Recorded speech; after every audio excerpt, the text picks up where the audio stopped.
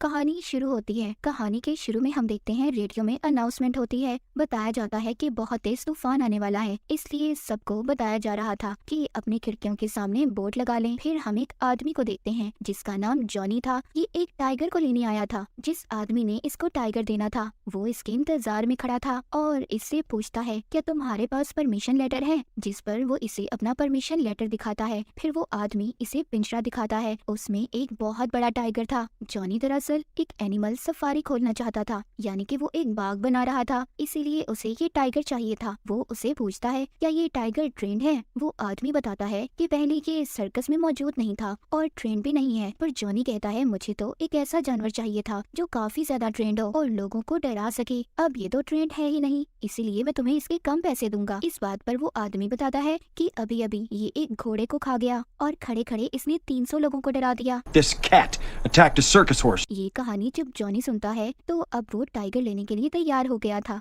जाने से पहले वो आदमी जॉनी को ये भी बताता है कि इस टाइगर ने 2 हफ्ते से कुछ भी नहीं खाया, यानी वो बता रहा था कि वो कितना ज्यादा खतरनाक है और जॉनी को इस टाइगर से बच कर रहना था। वो आदमी जॉनी को टाइगर का पिंजरा भी बदलने का तरीका बताता है। इसके बाद हम एक लड़की कैली को देखते हैं, उसके साथ उसका भाई भी मौजूद था। जॉनी दरअसल इनका स्टेप फादर सौतेला बाप था, मगर ये दोनों इसी के साथ रहा करते थे। वैसे तो कैली ही अपने भाई का ख्याल रखा करती थी, मगर अब इसको कॉलेज जाना था, इसलिए अपने भाई को केयर सेंटर छोड़ने आई थी। इसको अब जाना था। ये अपने भाई को गुड बाय बोलती है। जैसे ही ये गुड बाय बोलती है वो रोने लगता है, चिल्लाने लगता है, मगर पास खड़ी एक लेडी उसे चुप करवाती है। और तभी यहाँ पर एक और लेडी आती है और इसको बताती है कि हम कैली के अकाउंट से पैसे नहीं ले सकते, इसके अकाउंट में कोई मसला है। यहाँ कैली को पता चलता है कि इसके अकाउंट में जितने भी पैसे थे वो जॉनी ने निकलवा लिए थे। अब इसके अकाउंट में कोई भी पैसे नहीं थे। दूसरी तरफ जॉनी जो टाइगर को लेकर घर वापस आ गया था। यहाँ पर और भी बहुत सारे वर्कर थे जो जॉनी का इंतजार कर रहे थे। वो उसको देखकर सभी काम पर लग जाते हैं। तभी वो टाइगर जो इतना ज्यादा खतरनाक था वो उनमें से एक वर्कर की उंगली को काट लेता है। उसकी उंगली बहुत जख्मी हो गई थी।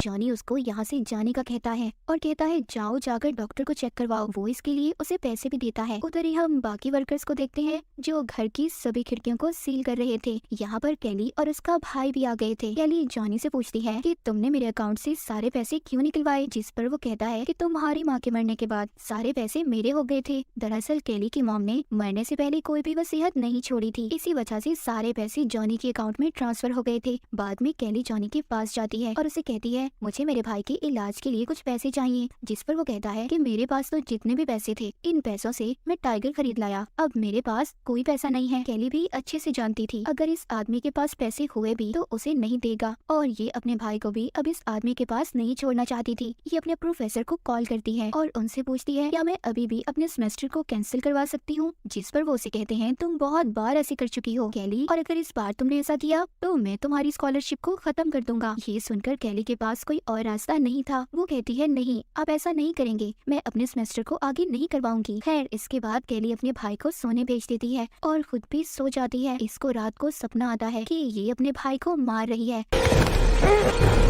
ये डरकर उठ जाती है। बाहर बहुत तेज तूफान था। हमें बाहर एक आदमी को भी दिखाया जाता है जिसका चेहरा नजर नहीं आता, मगर कोई था जिसने टाइगर को घर के अंदर छोड़ दिया था। उधर कैली को जो डरावना सपना आया था ये अपने भाई को देखने जाती है। इसका भाई तो आराम से सो रहा था, पर इसको यहाँ पर एक लिखा हुआ नोट मिलता है जो जॉनी का था, जिसमें उसने लिखा हुआ था कि वो स्टोर जा रहा है। इसके बाद कैली फ्रिज से पानी लेने जाती है, पर जब ये पानी लेने जा रही थी तभी ये सीढ़ियों में खड़ी टाइगर को देखती है जो इसके घर में है। ये उसे देखकर बहुत ज्यादा डर जाती है और एक कमरे में जाकर दरवाजा बंद कर लेती है। ये चाहती थी कि किसी तरह ये इस घर से बाहर निकले। ये खिड़की के रास्ते से बाहर जाना चाहती थी, मगर जब ये देखती है तो खिड़कियों को भी सील कर दिया गया था, यानी कि वो सब बंद थी और उनके आगे बोर्ड लगा दिए गए थे।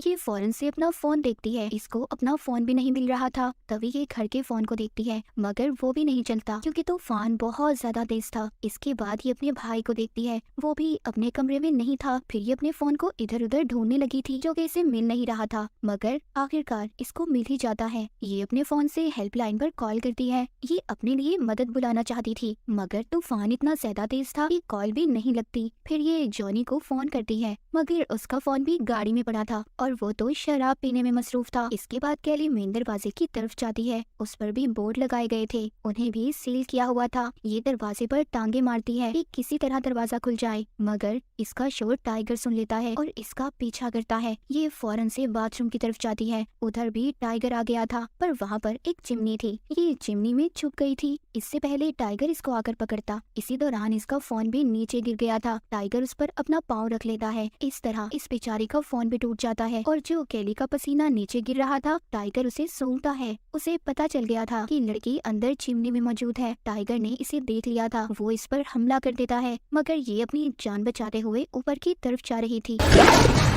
तभी अपने भाई को देखती है। ये दोनों एक कमरे में जाते हैं जिधर लैपटॉप पड़ा था। ये इंटरनेट पर किसी से बात करना चाहती थी, किसी को मदद के लिए बुलाना चाहती थी, मगर इंटरनेट भी नहीं चल रहा था। तभी अचानक से टाइगर इस कमरे में दरवाजे तोड़ने लगता है। ये अपने भाई को लेकर बेड के नीचे छुप जाती है और साथ ही में एक परफ्यूम लेकर बेड के इर्द गिर्द छिड़कने लगती है ताकि टाइगर का ध्यान भटका सके। मगर टाइगर ने इन्हें यहाँ भी देख लिया था। वो इन्हें खाने की कोशिश कर रहा था और खुद भी बेड के नीचे आने की कोशिश करता है, मगर ये दोनों दूसरी साइड से निकलकर भागकर किचन की तरफ जाते हैं। किचन में जो गोश्त पड़ा था, ये उसमें दवाइयाँ मिलाकर इधर उधर उसे फेंक देती है। फिर ये दोनों एक और कमरे में जाते हैं, मगर टाइगर ने इन्हें यहाँ भी देख लिया था। वो अपने सामने मौजूद सुराखों में से इन्हें देख रहा था। लकड़ी की दीवार को भी तोड़ देता है ताकि इनके पास आ सके, मगर कैली उसके आने से पहले अपने पास मौजूद दीवार में सुराख कर रही थी और फिर वहाँ से दूसरी तरफ चली जाती है। ये एक और कमरे में चली गई थी, जबकि टाइगर भी इनकी तरफ आ रहा था। ये टेबल से रास्ते को बंद कर देती है। इस कमरे में आकर ये खिड़कियों को तोड़ने की कोशिश कर रही थी, मगर उन पर भी बहुत मजबूती से बोर्ड लगाए गए थे जो इससे तो नहीं टूटते।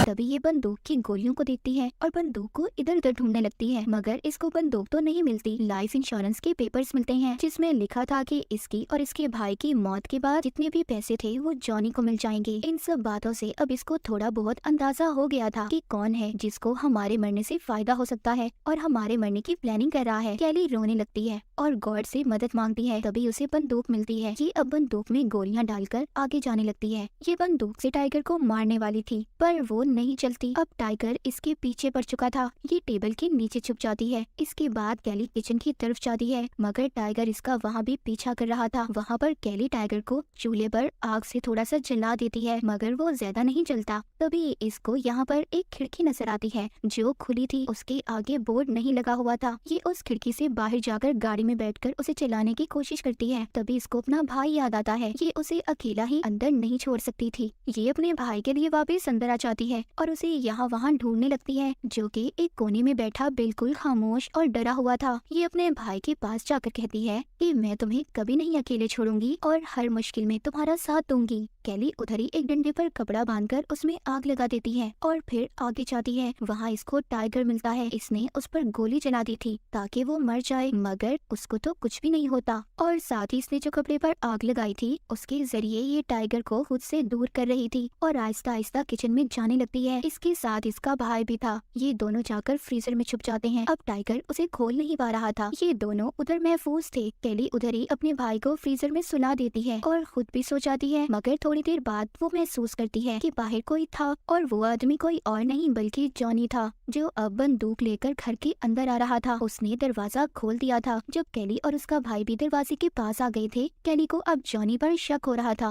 वो उसको बताता है कि तुम्हारी माँ भी मुझे छोड़ने वाली थी, इससे पहले वो मुझे छोड़ती मैंने उसे खुद ही मार दिया। उसकी बातों से कैली समझ चुकी थी कि यही वो इंसान है जिसने टाइगर को हमें यहाँ पर मारने के लिए भेजा है। वो इसको कहती है कि प्लीज हमें यहाँ से जाने दो। जब ये सब बातें जॉनी को कह रही थी और वो उन्हें मारने वाला था, तभी टाइगर जॉनी पर हमला कर देता है और उसे जिंदा ही खाने लगता है। जब टाइगर उसको खाने में मसरूफ था, तभी कैली आहिस्ता आहिस्ता अपने भाई को लेकर बाहर की तरफ जाने लगती है और ये दोनों अब घर से बाहर आ चुके थे। कैली ने अपने भाई को बचा लिया था, जबकि वो इंसान जो इनको मारना चाहता था खुद ही बेचारा टाइगर का शिकार बन गया। कैली अपने भाई का हाथ पकड़ती है और चली जाती है। तो इस कहानी कहानी से हमें ये सबक मिलता है कि अगर हम किसी के लिए बुरा सोचेंगे या फिर कुछ बुरा प्लान करेंगे तो उसकी सजा हमें जल्द या देर में मिलेगी जरूर। इसीलिए हमें किसी को भी नुकसान नहीं पहुंचाना चाहिए। जैसे जॉनी ने इन दोनों को मारने की कोशिश की मगर खुद ही बेचारा मौत की नींद सो गया, जबकि कैली ने अपने भाई का ख्याल रखा। हालांकि वो खुद भी मुश्किल वक्त में थी,